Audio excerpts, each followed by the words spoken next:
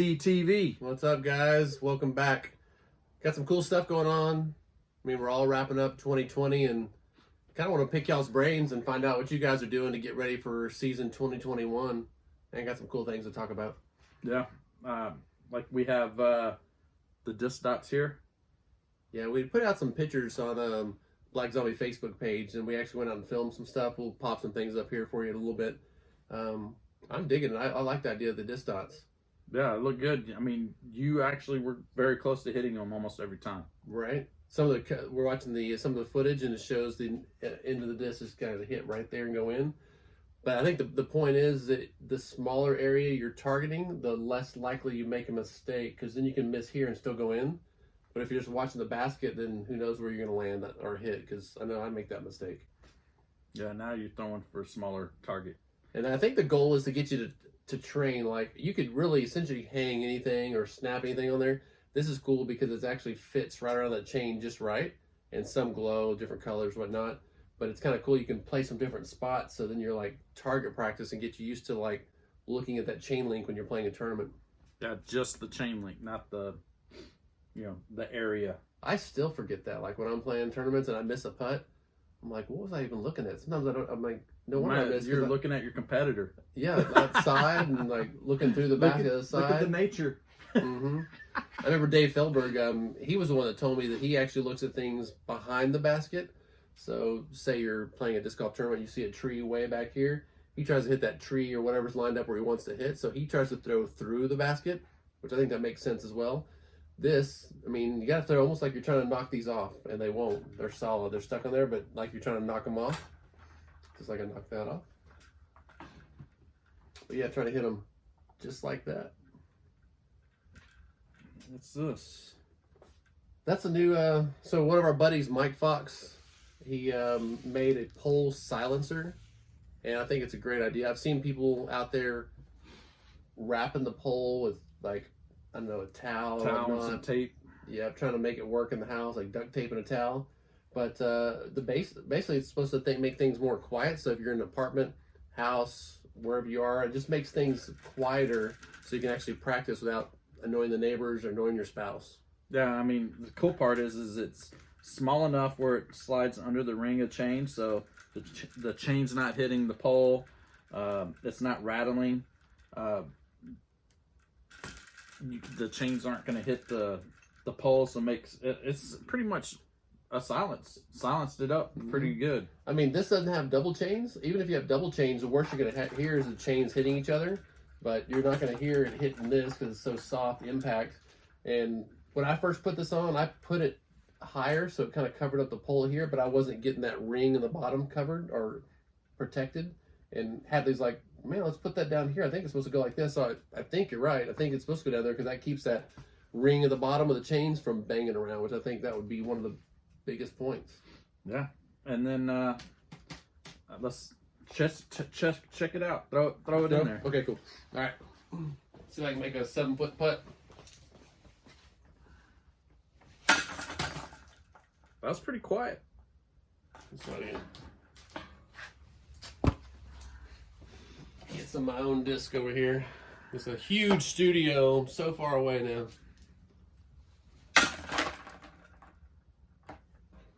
Not bad. Pretty good. That's pretty quiet. Yeah, I'd say so. I mean, if you're like in an apartment, don't want people to hear you, still want to practice. I mean, for a lot of us, it's too cold to be outside. If it's late night, obviously you can't really putt outside unless you have a backyard with floodlights. Yeah, so I mean, your people up north, that's ice cold outside right now. I mean, you can almost have a conversation while you're putting, not to worry about it. Put it in your garage, put it in your living room. Just don't throw it at the TV. You know, I was thinking when I was like targeting these, and like I said earlier, you can put anything to target because your goal is for when you play tournaments and casual play with your friends, you want to get to be a better putter, is to focus on a chain link, whether it's a chain link back here, so you're throwing through the basket.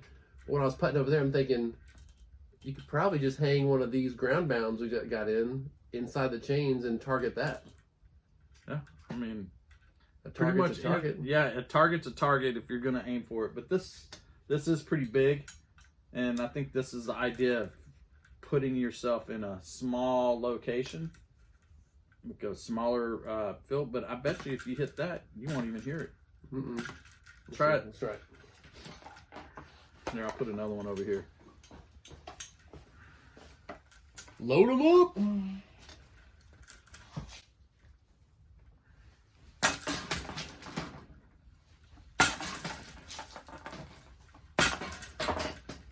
It deflected. It's like, bam!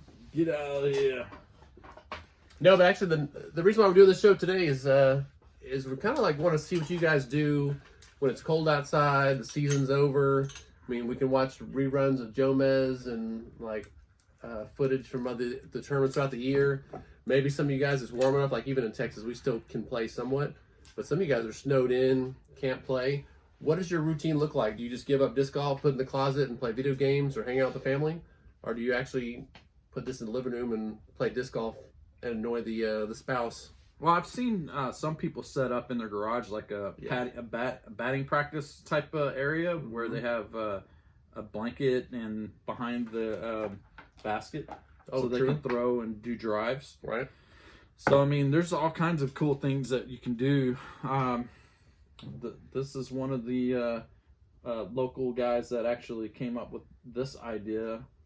It's pretty good. I'm quite impressed with it. And like the GroundBounds, check these out. I mean, these are super cool. Bag tags for clubs. I don't even know if some people won't even know what a ground bound is. We'll tell them all about it. Well, ground bounds, whenever you're trying to pitch out, or you got a shot where the tree branch is kind of like chest level, so you got to get down low, so you get on your knee, and the ground, it's not always just like nice grass. Sometimes it's like dirt, rocks, whatever, but you want to protect your knee or protect your pants, whatever you got on. And these are ground bounds because they protect your knees in the ground, so you unhook that from your bag, put it in the ground, place your knee on there, so you don't have to worry about what's going on with your knee, and you can focus on your shot. That's where it's helped me. It only use it a couple times around, but when I do, it's important because you can actually not have to worry about what's on your knee and just have that cushion. Comfortable. It is, and we got these just came in. Matter of fact, he just dropped off some of these patterns today. I just got. I'll open them up. Shotgun one. Yep, the shotgun one. Got the new shotgun. GroundBound right here. Pretty cool. This one, by popular demand, we're trying to see which graphics people wanted, but the BZ badge. It's been one of our most sought after logos. Skeet did this, and he did the shotgun there. Mike Fox said his favorite. Mike Fox, the one that does the GroundBounds, and he makes the pole silencer.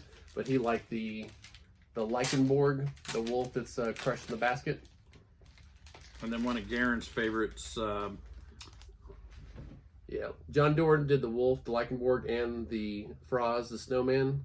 I like this one just because I think it says a lot. It's really about when people say you can't do something, and you're like, watch me. Because, I mean, Snowman's parents are like telling him when he's growing up, hey, you can't have a flamethrower, man. You're a snowman. He's like, okay, watch.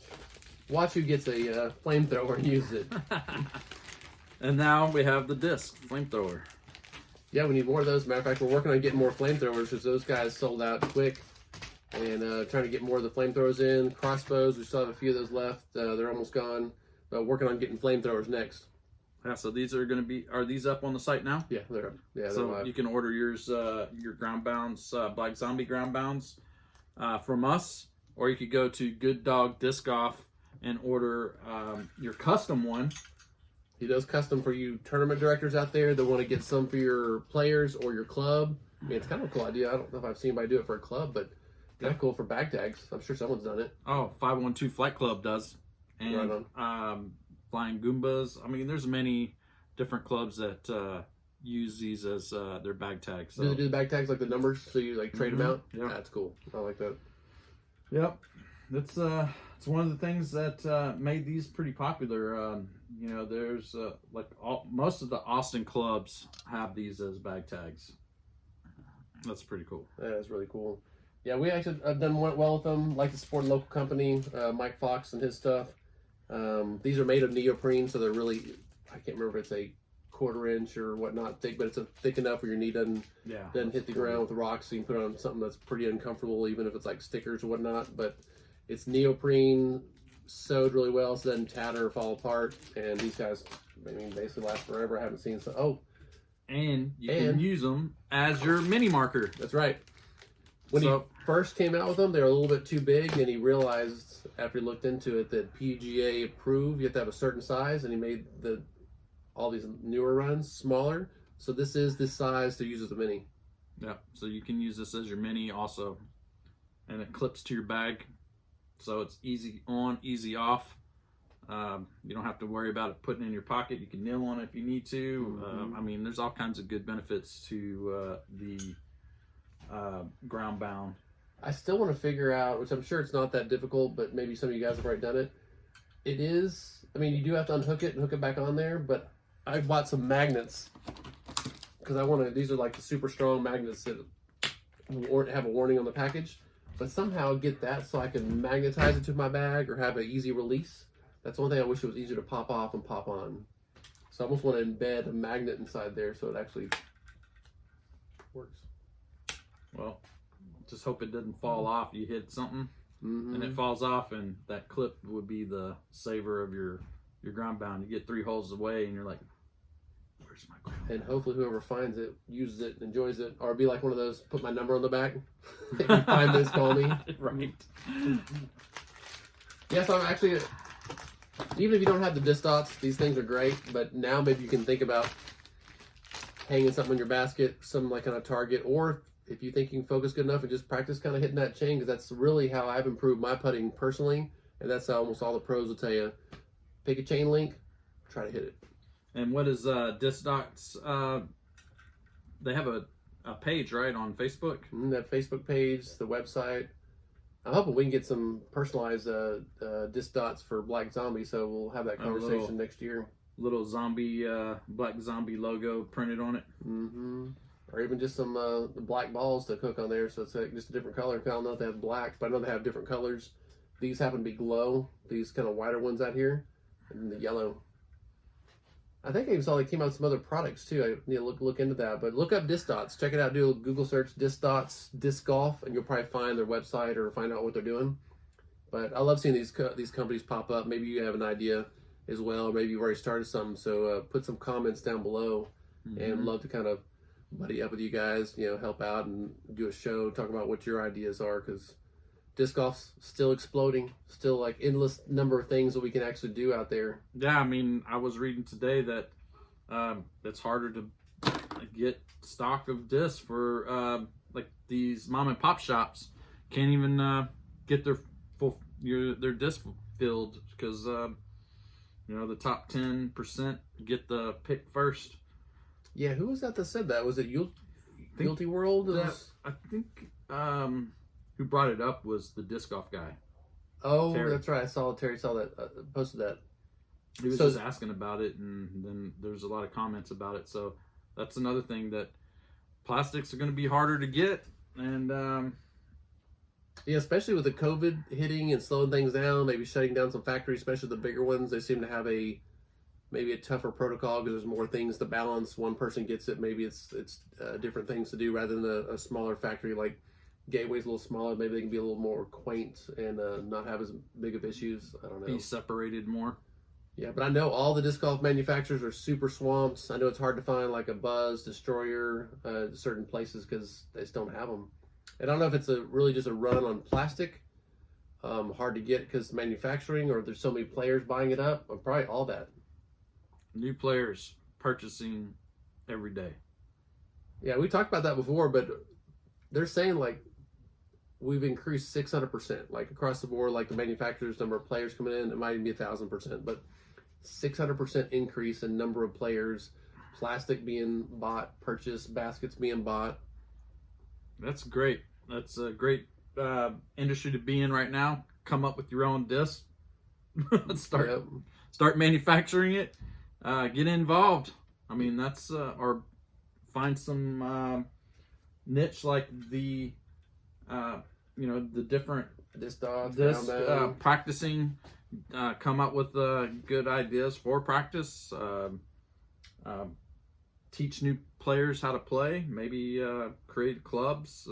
There's always going to be. I bet there's a lot of people out there doing that now. Because I mean, once you're hooked in disc golf, if you're a new player, you know how it feels. Where I still remember, and I still kind of do this myself. You see an open field or see some trees, and you're like, man, that'd be a good shot through there. So you start thinking everything disc golf, and so then you start thinking like, man, I want to teach all my friends, my cousins, my family, and then all of a sudden you sound like you're like preaching a religion because they're like, yeah, this guy's like trying to get everybody hooked on disc golf. Yep.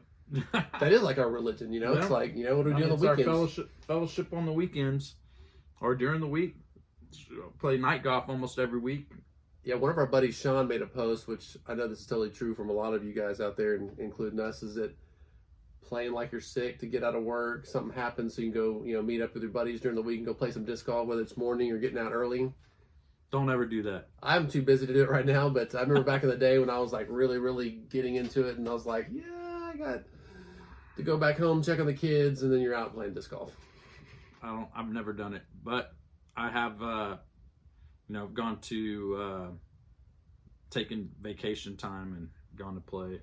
That's where most of my vacation, vacation goes to is disc golf events. Like this Friday coming up, playing the doubles at Waterloo. Oh, that's right. Waterloo's coming up. We just did the release the players meeting, the virtual players meeting. Mm-hmm. So I'm taking off Friday, getting paid to go play disc golf all day Friday. Yeah, if you haven't checked out that players meeting, we've actually done that for a few people, a few tournament directors, including ourselves. If you have a tournament and you want that to be posted up, we can help you out. So let us know. We can post on our YouTube channel so all your players can see it. Love to help you get the traction, get the eyes on it, and it helps us too. So if you have a players meeting you want to record, send to us. We can pop it up there. No problem. Add some graphics to it. Yeah.